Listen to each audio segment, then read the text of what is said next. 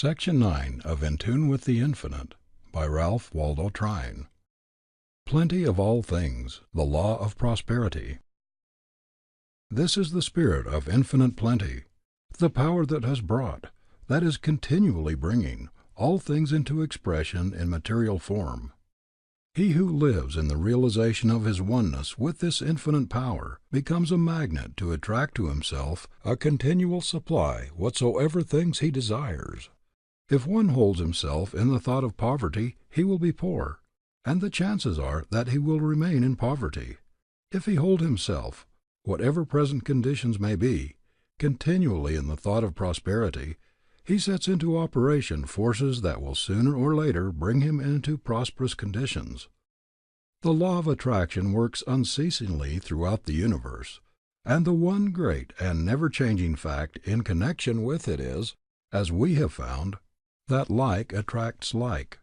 If we are one with this infinite power, this source of all things, then in the degree that we live in the realization of this oneness, in that degree do we actualize in ourselves a power that will bring to us an abundance of all things that is desirable for us to have.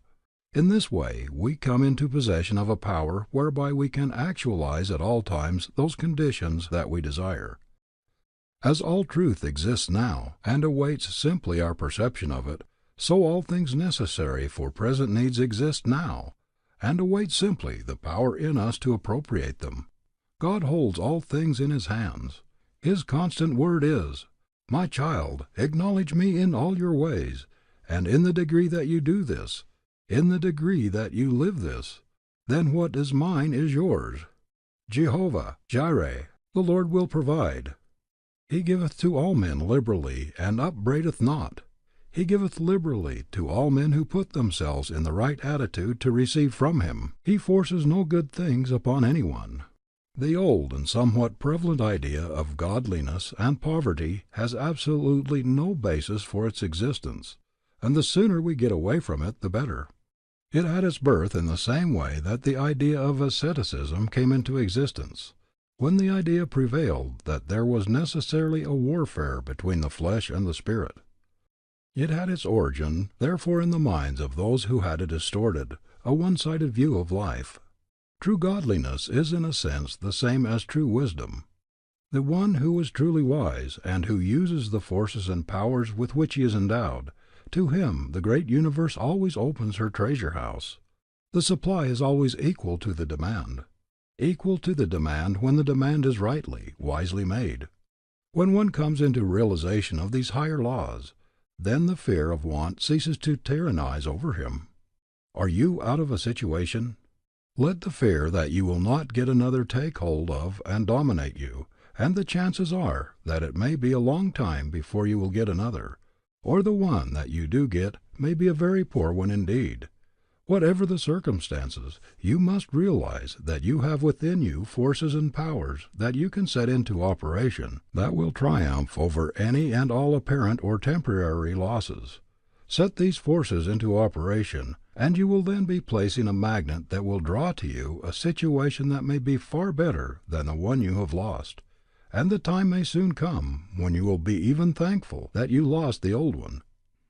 Recognize, working in and through you, the same infinite power that creates and governs all things in the universe, the same infinite power that governs the endless systems of worlds in space. Send out your thought. Thought is a force, and it has occult power of unknown proportions when rightly used and wisely directed. Send out your thought that the right situation or the right work will come to you at the right time, in the right way, and that you will recognize it when it comes. Hold to this thought, never allow it to weaken. Hold to it, and continually water it with firm expectation. You in this way put your advertisement into a psychical, a spiritual newspaper, a paper that has not a limited circulation, but one that will make its way not only to the utmost bounds of the earth, but of the very universe itself. It is an advertisement, moreover, which, if rightly placed on your part, will be far more effective than any advertisement you could possibly put into any printed sheet, no matter what claims are made in regard to its being the great advertising medium. In the degree that you come into this realization and live in harmony with the higher laws and forces, in that degree you will be able to do this effectively. If you wish to look through the want columns of the newspapers, then do it not in the ordinary way. Put the higher forces into operation, and thus place it on a higher basis. As you take up the paper, take this attitude of mind. If there is here an advertisement that it will be well for me to reply to, the moment I come to it I will recognize it. Affirm this, believe it, expect it. If you do this in full faith, you will somehow feel the intuition the moment you come to the right one, and this intuition will be nothing more nor less than your own soul speaking to you. When it speaks, then act at once. If you get the situation and it does not prove to be exactly what you want, if you feel that you are capable of filling a better one, then the moment you enter upon it, take the attitude of mind that this situation is the stepping stone that will lead you to one that will be still better. Hold this thought steadily, affirm it, believe it, expect it, and all the time be faithful, absolutely faithful to the situation in which you are at present placed. If you are not faithful to it, then the chances are that it will not be the stepping stone to something better, but to something poorer. If you are faithful to it, the time may soon come when you will be glad and thankful, when you will rejoice that you lost your old position. This is the law of prosperity. When apparent adversity comes, be not cast down by it, but make the best of it, and always look forward for better things, for conditions more prosperous. To hold yourself in this attitude of mind is to set into operation subtle, silent, and irresistible forces that sooner or later will actualize in material form that which is today merely an idea. But ideas have occult power, and ideas, when rightly planted and rightly tended, are the seeds that actualize material conditions. Never give a moment to complaint, but utilize the time that would otherwise be spent in this way in looking forward and actualizing the conditions you desire. Suggest prosperity to yourself. See yourself in a prosperous condition. Affirm that you will before long be in a prosperous condition. Affirm it calmly and quietly, but strongly and confidently. Believe it absolutely. Expect it. Keep it continually watered with expectation. You thus make yourself a magnet to attract the things that you desire. Don't be afraid to suggest, to affirm these things, for by so doing you put forth an ideal which will begin to clothe itself in material form. In this way you are utilizing agents among the most subtle and powerful in the universe. If you are particularly desirous for anything that you feel it is good and right for you to have, something that will broaden your life or that will increase your usefulness to others, simply hold the thought that at the right time, in the right way, and through the right instrumentality, there will come to you, or there will open up for you, the way whereby you can attain what you desire. I know of a young lady who a short time ago wanted some money very badly. She wanted it for a good purpose. She saw no reason why she shouldn't have it. She is one who has come into an understanding of the power of the interior forces. She took and held herself in the attitude of mind we have just pointed out. In the morning, she entered into the silence for a few moments. In this way, she brought herself into a more complete harmony with the higher powers. Before the day closed, a gentleman called, a member of a family with which she was acquainted. He asked her if she would do for the family some work that they wanted done. She was a little surprised that they should ask her to do this particular kind of work, but she said to herself, "Here is a call. I will respond and see what it will lead to." She undertook the work. She did it well. When she had completed it, there was put into her hands an amount of money far beyond what she had expected. She felt that it was an amount too large for the work she had done. She protested. They replied, "No, you have done us a service that transcends in value the amount we offer to pay you." The sum thus received was more than sufficient for the work she wished to accomplish. This is but one of many instances in connection with the wise and effective use of the higher powers. It also carries a lesson. Don't fold your hands and expect to see things drop into your lap, but set into operation the higher forces and then take hold of the first thing that offers itself. Do what your hands find to do, and do it well. If this work is not thoroughly satisfactory to you, then affirm, believe, and expect that it is the agency that will lead you to something better. The basis for attracting the best of all the world can give to you is to first surround, own, and live in these things in mind, or what is falsely called imagination. All so-called imaginings are realities and forces of unseen element. Live in mind in a palace, and gradually palatial surroundings will gravitate to you. But so living is not pining, or longing, or complainingly wishing. It is when you are down in the world, calmly and persistently seeing yourself as up. It is when you are now compelled to eat from a tin plate, regarding that tin plate as only the certain step to one of silver. It is not envying and growling at other people who have the silver plate. That growling is just so much capital stock taken from the bank account of mental force. A friend who knows the power of the interior forces, and whose life is guided in every detail by them, has given a suggestion in this form. When you are in the arms of the bear, even though he is hugging you, look him in the face and laugh, but all the time keep your eye on the bull. If you allow all of your attention to be given to the work of the bull may get entirely out of your sight. In other words, if you yield to adversity, the chances are that it will master you. But if you recognize in yourself the power of mastery over conditions, then adversity will yield to you, and will be changed into prosperity. If when it comes to you calmly and quietly recognize it, and use the time that might otherwise be spent in regrets and fears and forebodings, in setting into operation the powerful forces within you, it will soon take its leave.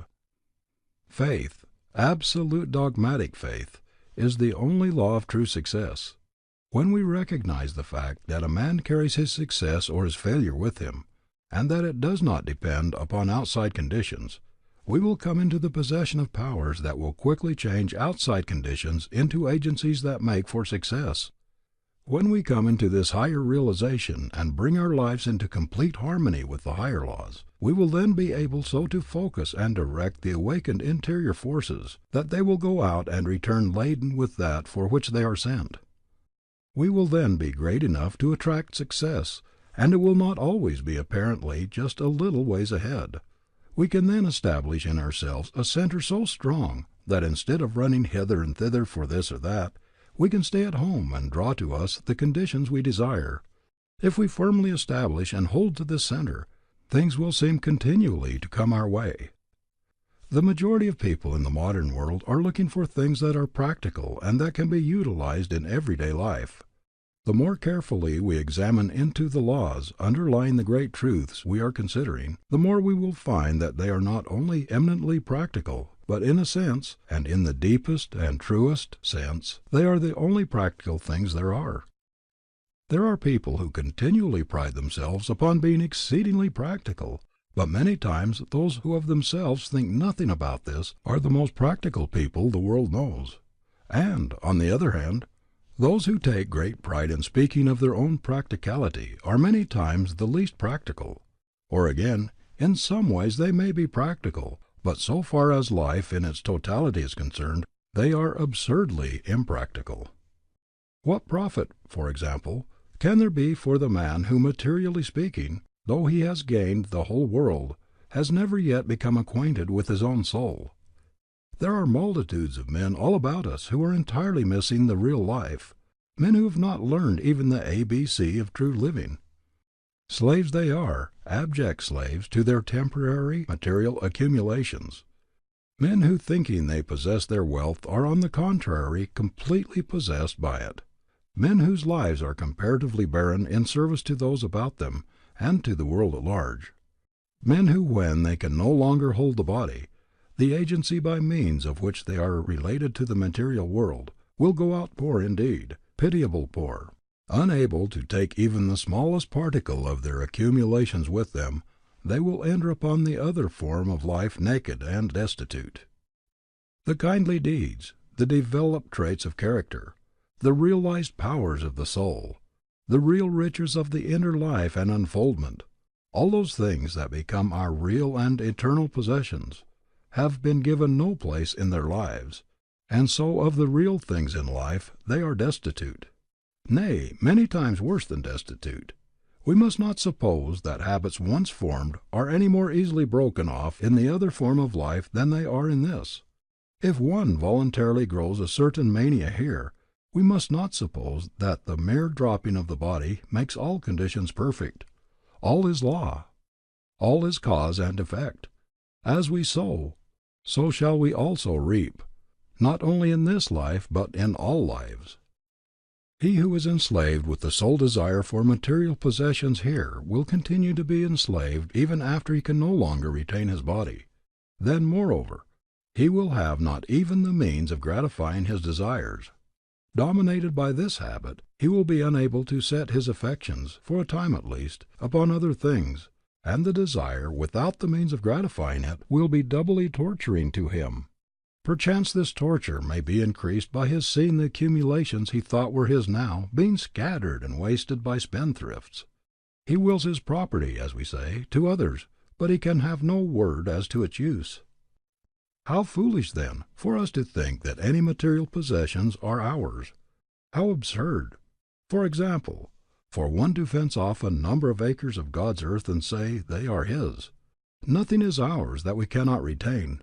The things that come into our hands come not for the purpose of being possessed, as we say, much less for the purpose of being hoarded. They come into our hands to be used, to be wisely used. We are stewards merely, and as stewards we shall be held accountable for the way we use whatever is entrusted to us. That great law of compensation that runs through all life is wonderfully exact in its workings, although we may not always fully comprehend it, or even recognize it when it operates in connection with ourselves.